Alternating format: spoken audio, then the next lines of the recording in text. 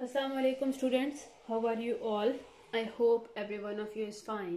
I am here with another lecture. My lecture number is 21 for class 10 जिसमें हम लोग chapter number 11 homeostasis के बारे में बात कर रहे हैं। होम्योस्टेसिस में हम लोग जब देखते हैं व्हाट इज़ होम्योस्टेसिस, होम्योस्टेसिस का मतलब है बॉडी के इंटरनल सिचुएशन, इंटरनल इन्वायरमेंट को इस तरह से मेंटेन किया जाए कि एक्सटर्नल इन्वायरमेंट में होती हुई मुख्तलिफ चेंजेस, होती हुई फ्लक्चुएशंस इंटरनल इन्वायरमेंट के ऊपर अफेक्ट ना करे। तो आजकल जो हमारा टॉपिक है that is regarding the important procedure, important process जो कि होम्योस्टेसिस को मेंटेन करने के लिए बहुत ज़्यादा इंपॉर्टेंट रोल प्ले करता है, and that is osmo regulation. कि बॉडी के अंदर किस तरह से सॉल्ट और वाटर की कॉन्सेंट्रेशन को मेंटेन किया जाता है as compare to the external changes that are going on in our environment continuously. तो उसमें हम लोगों ने देखा था अपने प्रीवियस वीडियोज़ में कि kidneys play an important role in maintaining the osmoregulation. Body के अंदर वाटर की एक प्रॉपर अमाउंट को मेंटेन करना, सॉल्ट्स की अमाउंट को मेंटेन करने के लिए किडनीज एक इम्पॉर्टेंट रोल प्ले करती हैं। तो अब ये किडनीज के फंक्शन के हम लोग किडनीज के फंक्शन के बारे में भी हम लोगों ने काफ़ी डिटेल में पढ़ा है, उसके स्ट्रक्चर के बारे में डिटेल में पढ़ा है कि किस तरह से किडनीज के अंदर जो नेफ्रॉन्स हैं जो कि फंक्शनल यूनिट कहलाते हैं किडनीज के, उनके अंदर जो डिफरेंट स्ट्रक्चर्स हैं, कहाँ कहाँ पे किस तरह से रीअब्जॉर्प्शन होती है वाटर की, किस जगह पे रीअब्जॉर्प्शन होती है सॉल्ट्स की, कहाँ पे किस पार्ट में किस पोर्शन में एक्सेस वाटर को फिल्टर आउट कर दिया जाता है ब्लड से, किस पोर्शन में एक्सेस सॉल्ट को फिल्टर आउट कर दिया जाता है ब्लड से। तो हम लोग देखते हैं कि किडनीज इंपॉर्टेंट रोल प्ले करती हैं कि अगर हाइपोटोनिक सिचुएशन है तो एक्सेस वाटर को रिमूव करेंगे बॉडी से, और अगर हाइपरटोनिक सिचुएशन है तो एक्सेस सॉल्ट को रिमूव किया जाता है और वाटर को कंजर्व किया जाता है। अब हम लोग अपने प्रीवियस वीडियोस में देख रहे थे about the disorders of kidneys, यानी कि ऐसे प्रॉब्लम्स ऐसे कोई भी वजूहात, ऐसे कोई भी कॉजेज जिसकी वजह से किडनीज प्रॉपरली फंक्शन प्ले नहीं कर पाती हैं, that is the disorder of kidney.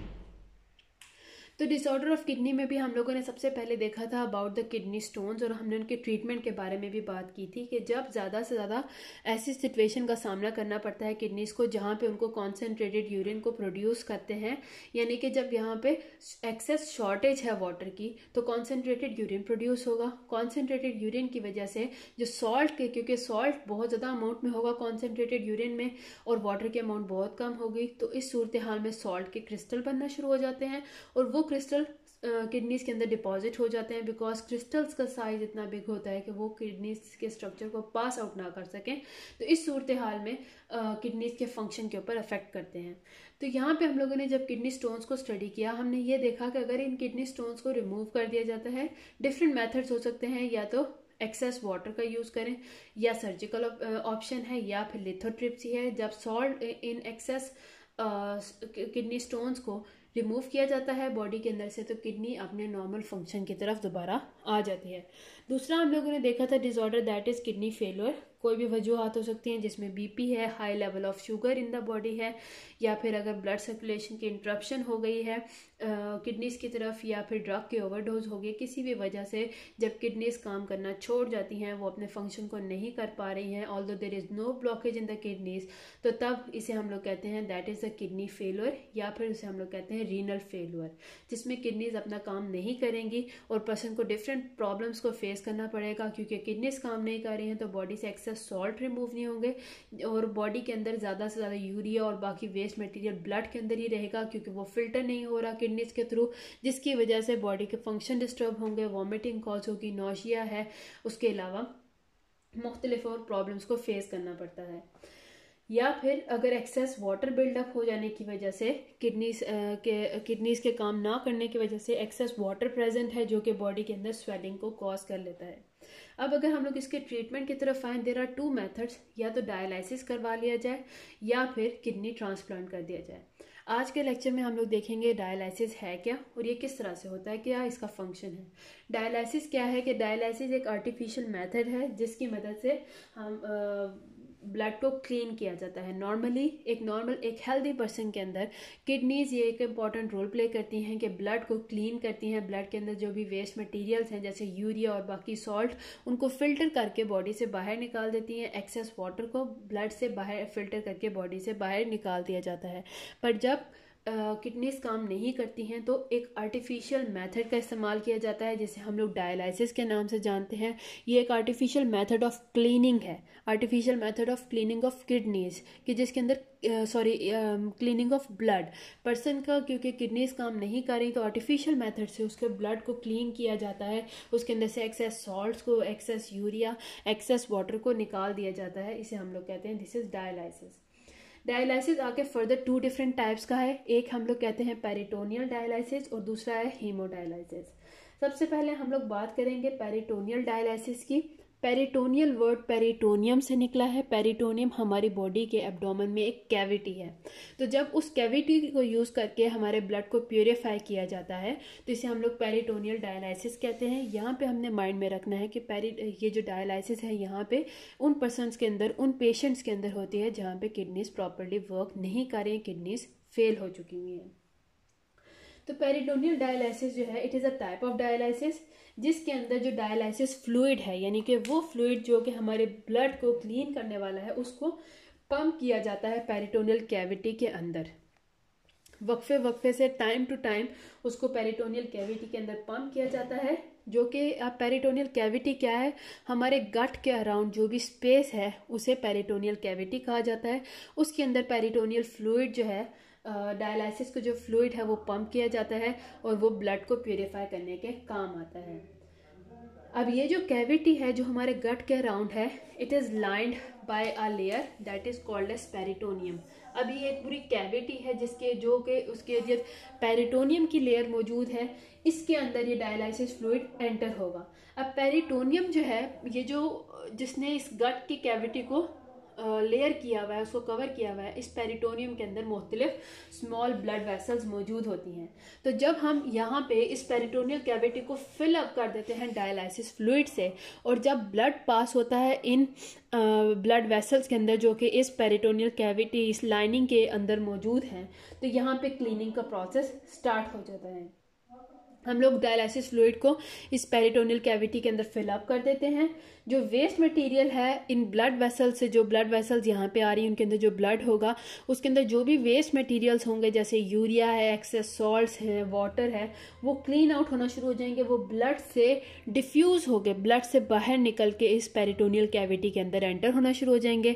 अब यह काम जो एक किडनी करती है, जिसके अंदर एक्सेस वाटर को, एक्सेस सॉल्ट्स को, यूरिया को रिमूव किया जाता है ब्लड के अंदर, अब ये पेरिटोनियल कैविटी का इस्तेमाल करके किया जा रहा है कि इधर एक फ्लूइड को फिल अप कर दिया जाता है और ब्लड के अंदर से रिमेनिंग जो एक्सेस मटेरियल है उसको वो डिफ्यूज होकर इस पेरिटोनियल कैविटी के अंदर आना शुरू हो जाता है।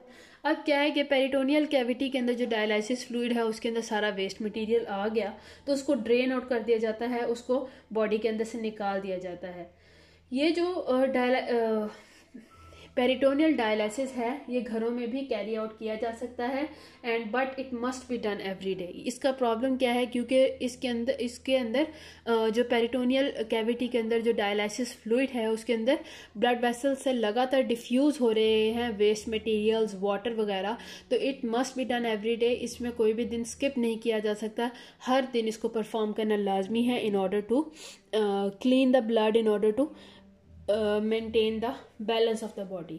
तो दिस इज पेरिटोनियल डायलिसिस, जिसमें पेरिटोनियल कैविटी का यूज करके बॉडी के अंदर डायलिसिस फ्लूइड को इंसर्ट किया जाता है और ब्लड वेसल्स के अंदर से जो एक्सेस वेस्ट मटेरियल है, जो वाटर है, यूरिया वगैरह है, वो डिफ्यूज होना स्टार्ट हो जाते हैं इस पेरिटोनियल इस डायलिसिस फ्लूइड के अंदर, पेरिटोनियम के अंदर, और उनको इस तरह से बॉडी के अंदर से जब फ्लश आउट कर दिया जाता है, बॉडी के अंदर से निकाल दिया जाता है, तो बॉडी के जो ब्लड है वो क्लीन होना स्टार्ट हो जाता है। दूसरा जो हमारे पास ऑप्शन है दैट इज हीमोडायलिसिस। हीमोडायलिसिस जो है, यहाँ पे क्या है कि there is a dialyser that is used. Dialyser क्या है, एक अपरेटस है, एक मशीनरी है जो कि काम करेगी फॉर एज द किडनीज, वो किडनीज की तरह काम करेगी to purify, to clean the blood. लेकिन जैसे कि हम लोगों ने पेरिटोनियल डायलिसिस के अंदर देखा था, वहाँ पे जस्ट एक फ्लूइड को बॉडी के अंदर इंसर्ट किया जाता है, सारे जो वेस्ट मटेरियल है उस फ्लूइड के अंदर एंटर होते हैं, उस बॉडी फ्लूइड को दोबारा बॉडी से निकाल दिया जाता है।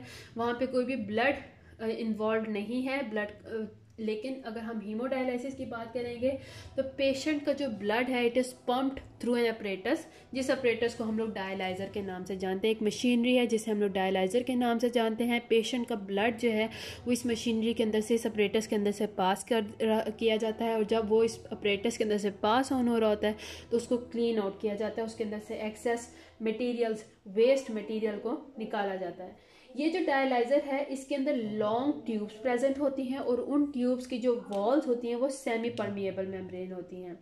वॉल्स सेमी परमिएबल होती हैं। सेमी परमिएबल का क्या मतलब है? सेमी मतलब कि कुछ हिस्सा, परमिएबल यानी कि ऐसी वॉल्स जो कि कुछ ही चीज़ों को अपने अंदर से पास ऑन होने देती है, अपने अंदर से गुजरने देती हैं और बाकी चीज़ों को स्टॉप कर देती हैं। तो सेमी परमिएबल मेम्ब्रेन का मकसद क्या है कि सिर्फ जो वेस्ट मटेरियल है जैसे सॉल्ट्स और वाटर वगैरह वो ही इन वॉल्स के अंदर से गुजर के जा सकते हैं, बाकी जो ये ब्लड सेल्स होते हैं वो इन वॉल से गुजर के नहीं जा सकते। तो ये जो डायलाइज़र है उसके अंदर लॉन्ग ट्यूब्स प्रेजेंट होती हैं। लॉन्ग ट्यूब्स के जो वॉल्स हैं वो सेमी परमिएबल होती हैं। तो इनके अंदर से पेशेंट का ब्लड गुजारा जाएगा, इधर से पेशेंट का ब्लड गुजारा जाता है। फिर क्या होता है कि पेशेंट के ब्लड के अंदर जो एक्सेस सॉल्ट्स हैं, एक्सेस यूरिया है, एक्सेस वाटर है, वो इन ट्यूब्स की वॉल को पास ऑन करके बाहर निकल जाता है, पेशेंट के ब्लड से फिल्टर आउट हो जाता है, जबकि ब्लड जो है वो इन वॉल्स को पास नहीं कर सकता और पेशेंट के बॉडी के अंदर दोबारा से इंसर्ट कर दिया जाता है। जो ब्लड है it will flow through the tubes, वो इन ट्यूब से पास ऑन किया जाता है। लॉन्ग ट्यूब्स होती हैं, अपने माइंड में रखना है। तो while the dialysis fluid it flow through around the tubes. यहाँ पे क्या है कि दो ट्यूब्स हैं, एक ट्यूब से ब्लड पास ऑन हो रहा है जबकि दूसरी ट्यूब से डायलाइजर फ्लूइड पास ऑन होगा। डायलाइजर फ्लूइड के पास ऑन होने से क्या होगा कि जितने भी वेस्ट मटीरियल्स होंगे तो क्या होगा कि पेशेंट के ब्लड के अंदर से जो भी वेस्ट मटेरियल होगा वो निकल के दूसरी ट्यूब के अंदर चला जाएगा जहाँ पे डायलाइज़र फ्लूइड फ्लो कर रहा है, और इस तरह से पेशेंट का ब्लड क्लीन होना स्टार्ट हो जाता है। एक्स्ट्रा वाटर, वेस्ट मटेरियल जैसे कि यूरिया है, मुख्तलिफ सॉल्ट हैं, they will move from the blood and they will move into the dialysis fluid. वो ब्लड से निकल के डायलाइसिस फ्लूइड के अंदर एंटर हो जाएंगे। और ये आप क्योंकि ब्लड के अंदर से एक्सेस मटेरियल, वेस्ट मटेरियल निकल चुके हुए हैं, उसकी वजह से क्या होगा कि अब जो ब्लड है वो क्लीन होना स्टार्ट हो जाएगा। तो हम ये देखते हैं कि जो हमारी बॉडी में नॉर्मली फंक्शन करती हैं किडनीज, अब यहाँ पे ये डायलाइज़र काम करता है। तो ये क्लीन